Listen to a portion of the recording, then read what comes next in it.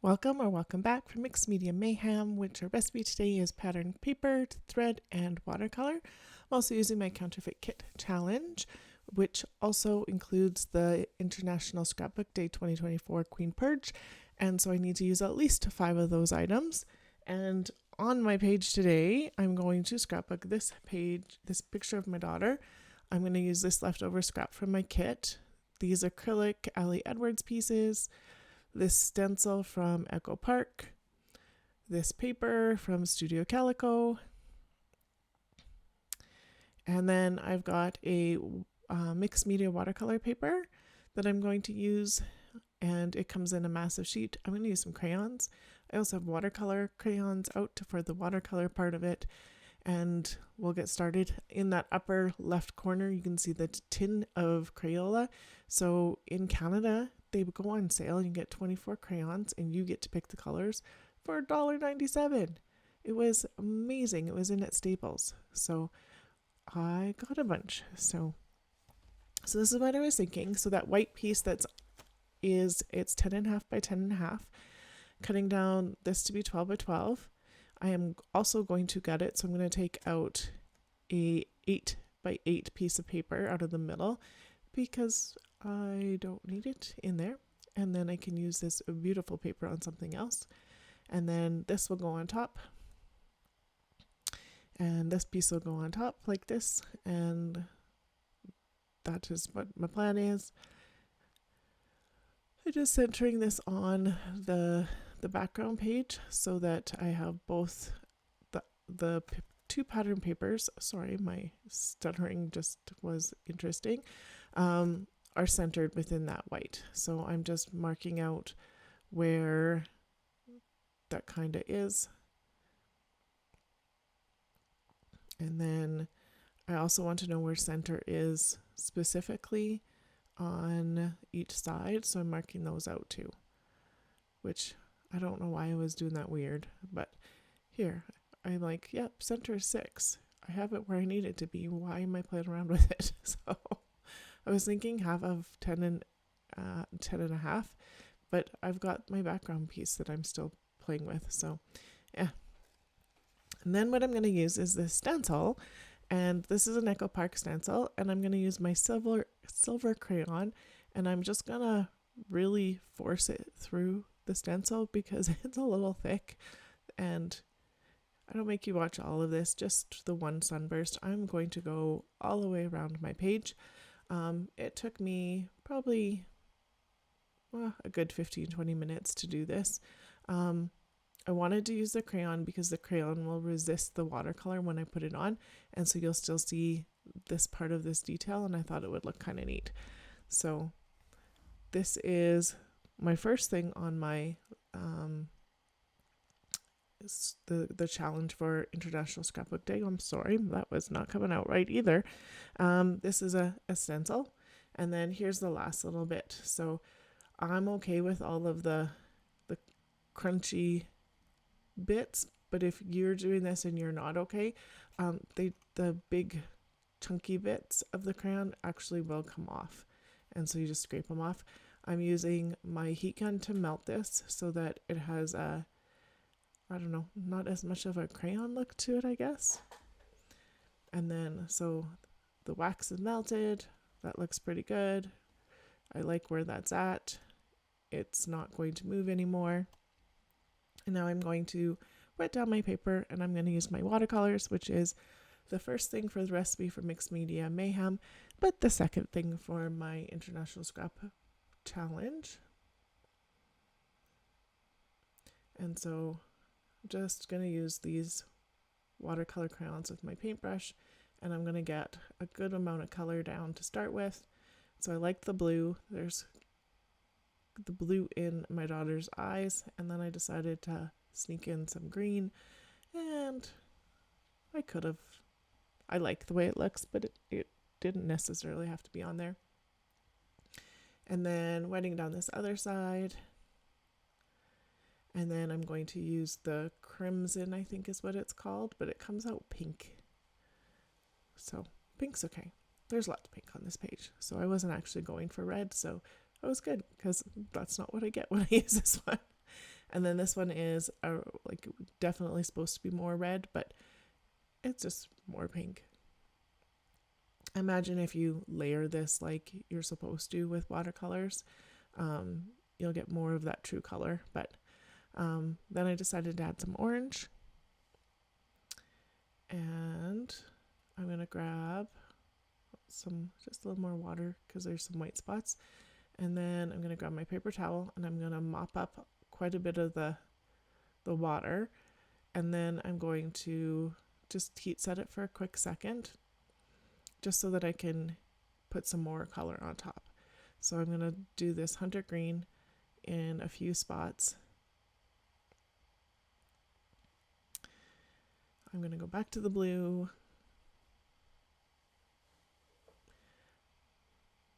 I'm going to grab some more of this crimson.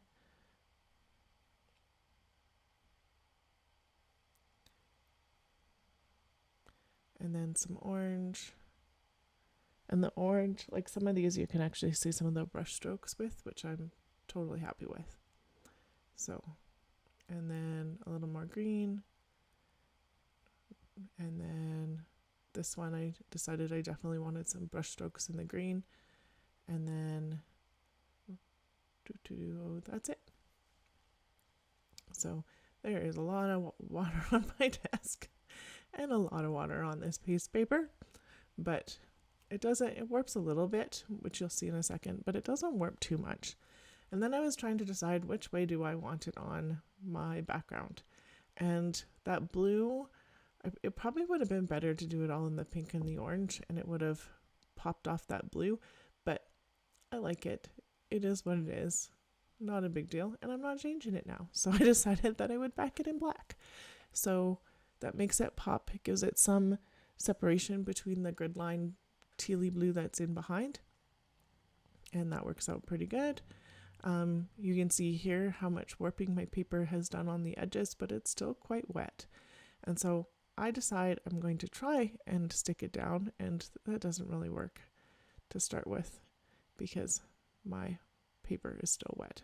So I'm going to pull it off. I'm going to redo it, get it on, and yeah. So that's going to dry for a second. I'm going to get the black on, and then I'm going to get this one on. This I've actually given a little bit of time to dry now, and I'm going to use wet glue because you can see the warping, and that'll help this sit down a little bit better. It's never going to be perfect because, yep, there was some warping, but it works well enough. And there we go. Then I'm deciding what way am I going to put this. And I do decide with the blue on top and the orangey pink stuff on the bottom. And so I'm going to get this pattern paper on as well, which pattern paper is one of the 3 things for Mixed Media Mayhem. Just making sure that it is centered and as straight as it's going to be.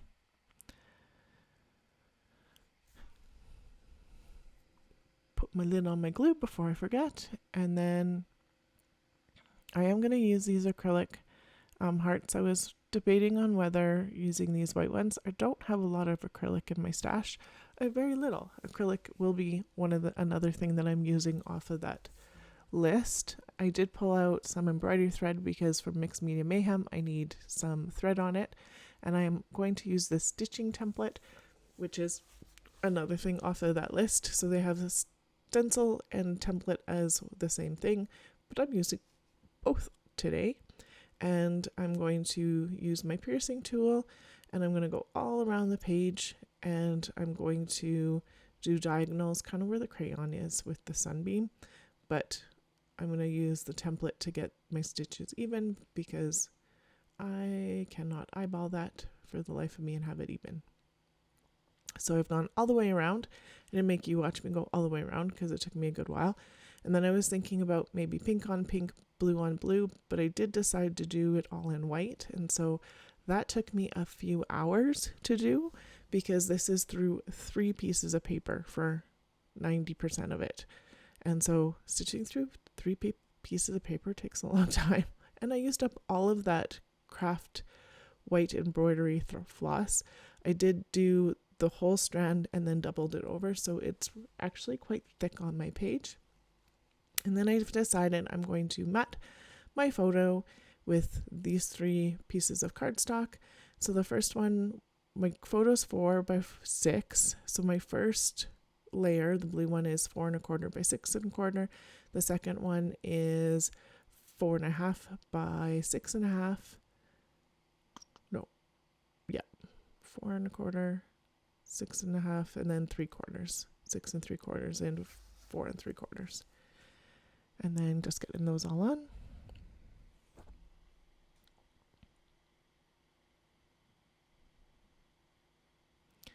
And then gonna put it up on the green foam.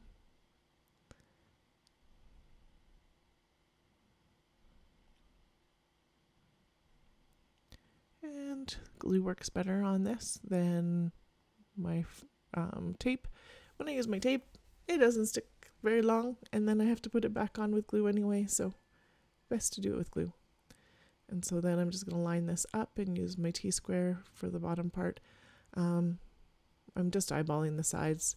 When I look at it, it's not quite perfect, but that's okay.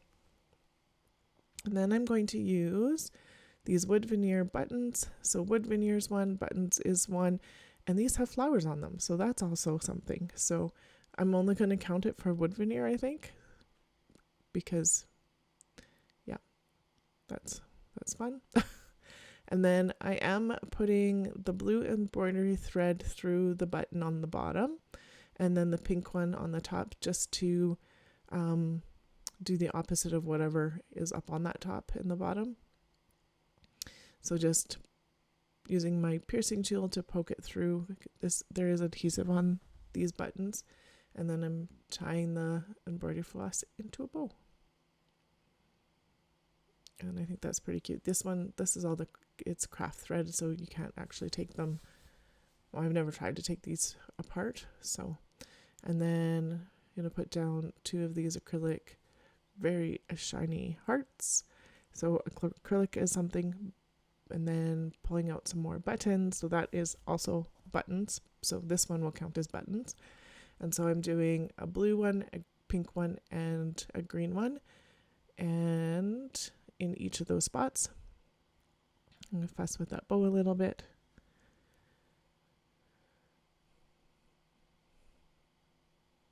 And then I'm just going to get those down right away. I like the way they look. It's really easy to put buttons on a page like this where there's so many circular elements on that pattern paper, because it just kind of flows with that. So I thought about putting another one of those on, but I'm not going to. And then I'm going to I'm looking at these thickers, so I'm pulling out this beautiful, and it was kind of hard to get off the backing page, but it's not the right tone of color for me for that one. Had I not gone so bright with the buttons, I think I would have liked it just fine.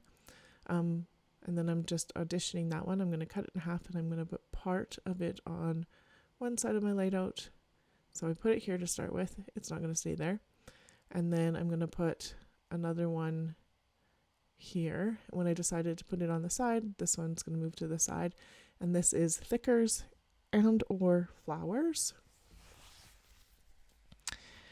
And looked at some other stickers.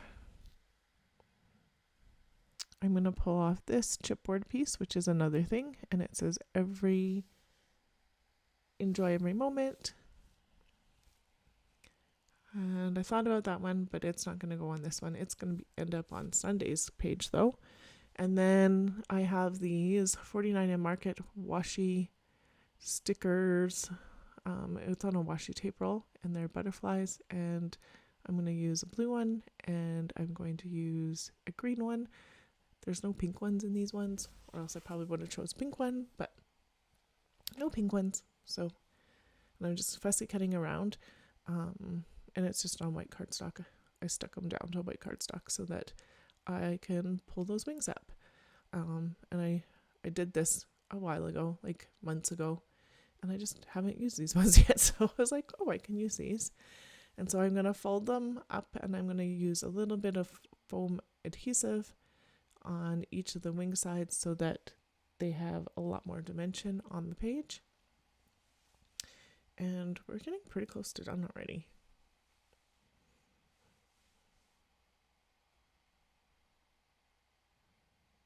I really love this picture of my daughter.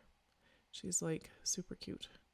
I did need to go and glue both of these wood veneer buttons down because the sticky is not very sticky.